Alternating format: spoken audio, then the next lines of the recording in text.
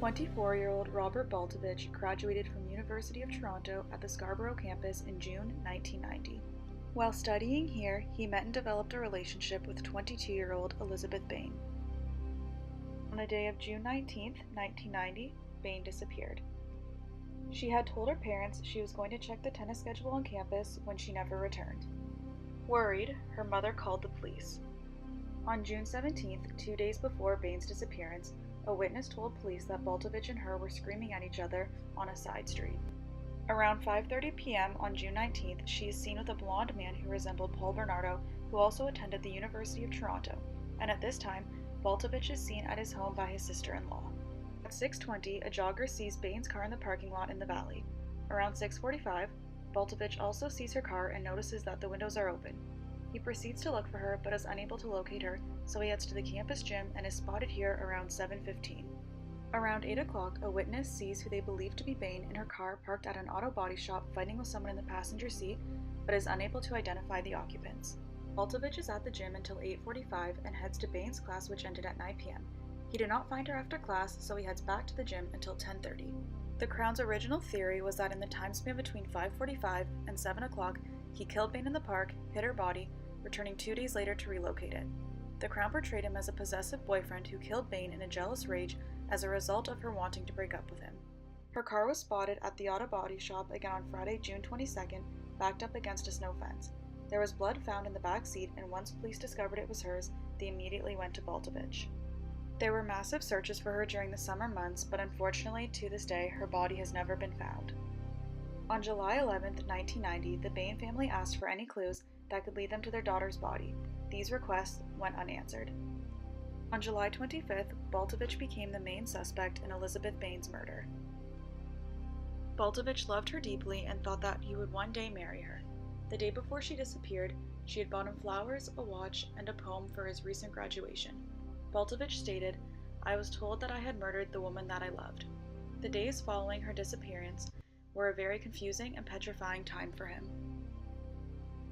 Baltovich was questioned by detectives for many hours and was eventually arrested on November 19, 1990, and charged with Elizabeth Bain's murder, despite that police didn't even have her body. Police and prosecution never had any real evidence to link him to her disappearance, resulting in a completely circumstantial case.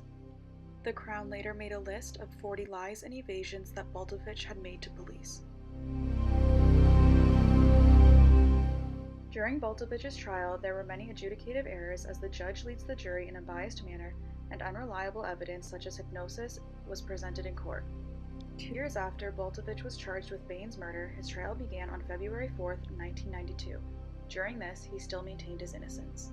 The trial judge failed to offer him a fair trial protected under the Charter of Rights and Freedoms, resulting in a miscarriage of justice, sending an innocent man to prison for 8 years. His lawyers believed there was enough evidence to prove that he was not the killer, including a witness testimony stating that Bain was seen with a blonde man on the day of her disappearance.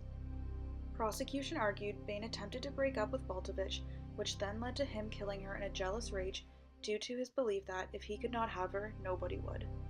2 witnesses, Marion Pers and David Dibben, testified at Baltovich's trial, playing a huge role in his conviction. Pers stated she saw Baltovich and Bain on campus sitting at a picnic table together around 5:40 p.m. the day she went missing, but had a very fuzzy recollection of the man. If this was indeed Baltovich, he was certainly the killer. However, he had an alibi stating he was at home with his family during this time, and his family confirmed that this was the case. Pers read an article in the Toronto Sun about Baltovich being a suspect, where there was a photo of him, and she spoke to members of Bain's family who believe he may have harmed her. She underwent hypnosis in an attempt to sharpen her memory, at which point she discussed much more detailed memories implicating Baltovich. This did not upset the Court of Appeal. She then picked his photo from a photo lineup, however, police used a faulty photo lineup technique.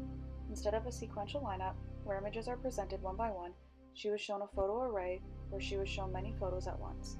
This is dangerous as they may choose the photo that fits best even if none of the photos shown match the perpetrator. She confessed that she had picked out Baltovich's photo by a process of elimination. The officer told her that Rob's photo was in the group before she picked who she thought it was. Officers should not share this information with an eyewitness so that they cannot deliberately or accidentally convey information to the witness to cause them to select the suspect the officer has in mind. Dibben testified that he saw Baltovich driving Bain's car on June 22nd. If this was true, he was certainly the killer, as her blood was found 3 days later in the vehicle, but this was problematic as he wasn't really paying attention when he spotted the vehicle. He also stated that he did not have a good view of the driver, resulting in an undetailed description, but as police proceedings continued, his description evolved. Baltovich was found guilty of second-degree murder of Elizabeth Bain and was convicted on March 31, 1992. He was sentenced to life in prison with no eligibility of parole for 17 years. It is unsure exactly what happened to Bain other than that Baltovich is not her killer. There is a high chance Paul Bernardo, a notorious serial rapist and murderer, had something to do with her disappearance. During the 4 years leading up to her murder, there were many violent and depraved sexual assaults, but the perpetrator was unknown at the time. People referred to him as the Scarborough Rapist. 3 weeks before her disappearance, there was a sexual assault committed by this Scarborough Rapist. Bernardo's attacks were by the Scarborough campus and Bain's home. His violent nature suggested he would eventually kill future victims, which was correct, as he eventually killed his wife's sister, Tammy Homolka, and 2 high school students, Leslie Mahaffey and Kristen French. One plausible explanation for Bain's disappearance and murder was that she was also one of Bernardo's victims. Baltovich's lawyer, James Lockyer, stated the evidence shows Bernardo probably killed Elizabeth Bain. On February 17, 1993, Bernardo was arrested and accused of being the Scarborough Rapist along with many other crimes.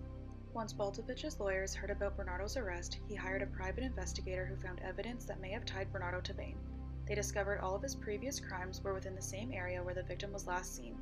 Bain's case corresponded to the time period between the last known Scarborough rape and the first murder committed by the killer.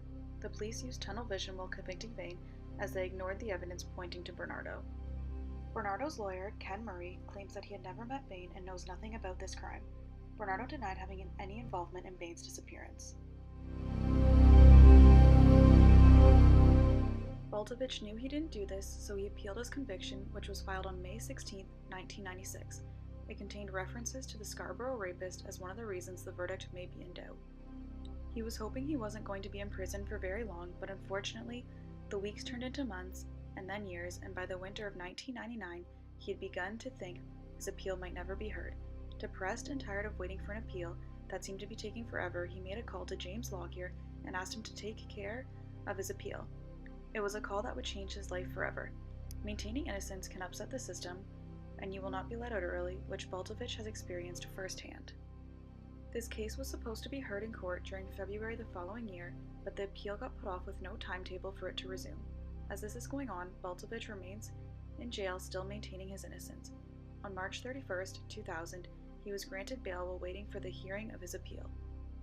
In March 2000, AIDWIC, formerly known as Innocence Canada, and Last Resort Court takes up the case, and their first priority was to get him out of prison. AIDWIC aims to identify, advocate for, and exonerate individuals convicted of a crime that they did not commit. This was Baltovich's last resort for him to get exonerated. With AIDWIC's assistance, Baltovich presented these problems to the Ontario Court of Appeal in an attempt to get them to overturn his wrongful conviction. For the first time, Bernardo was named as a possible suspect in a legal brief. AIDWIC demands Baltovich be released while the appeal is being considered.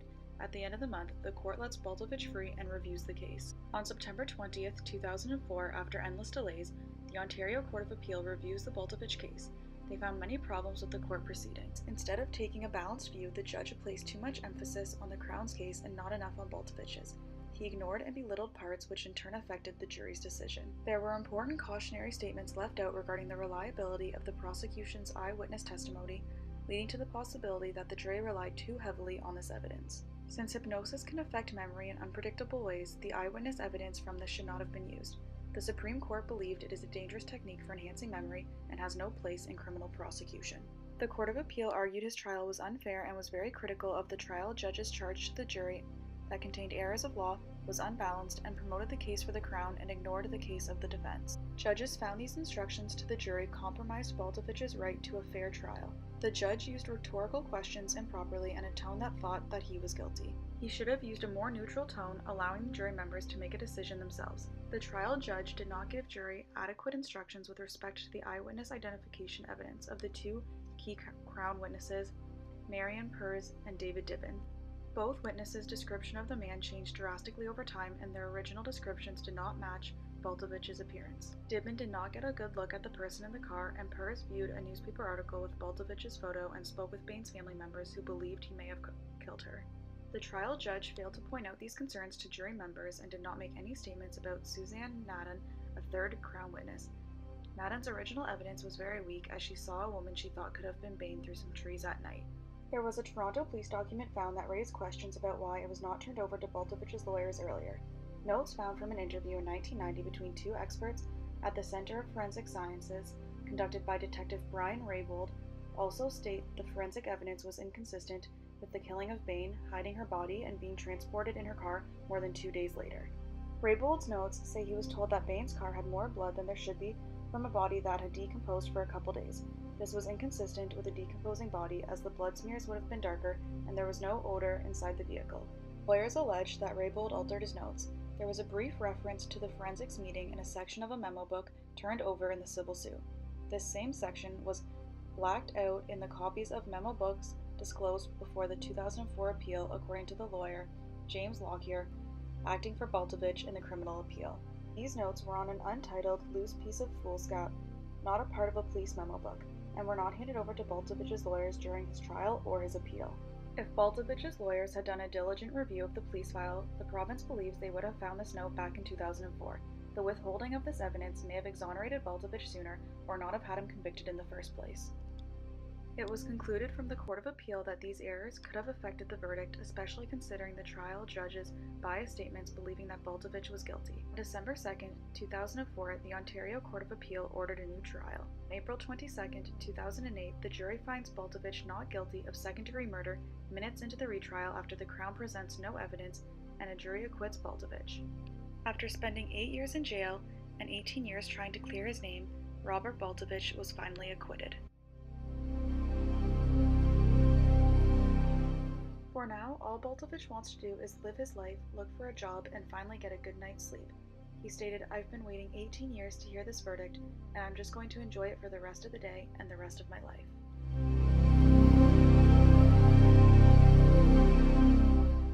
Bain's mother, Julita, said she will never believe that Baltovich is innocent.